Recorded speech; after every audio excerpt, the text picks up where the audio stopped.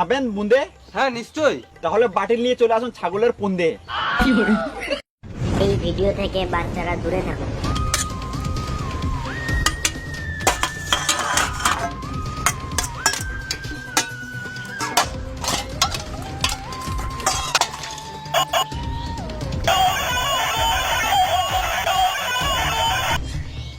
Hello hello CID.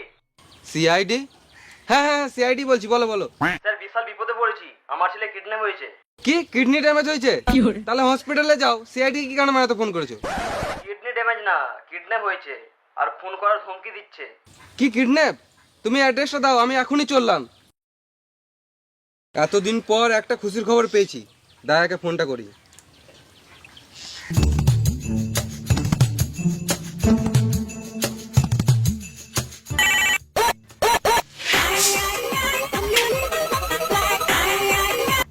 Hello, hello দায়া, কে রে মারা? চিনতে পারছো না নাকি? না। আমি সিআইডি অফিসার এসিপি বলছি। জিসিপি? জিসিপি না, আমি এসিপি পাদুরমান বলছি।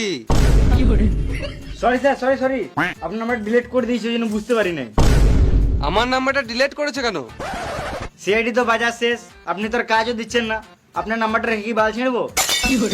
বেশ বেশ, আমার নাম্বারটা সেভ করে নাও।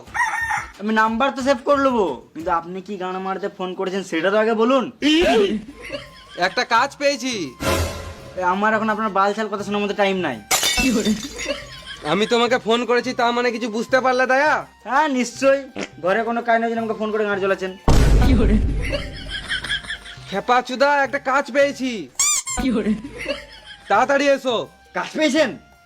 চললাম। এবারে অভিজিৎকে ফোনটা করি।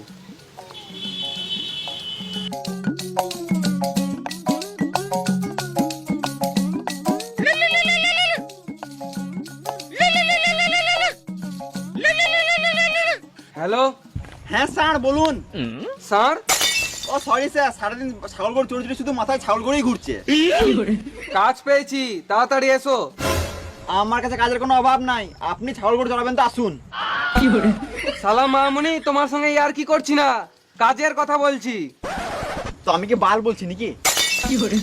বেশি গাঁড় জ্বলিও না, তাড়াতাড়ি এসো। হ্যাঁ স্যার চললাম।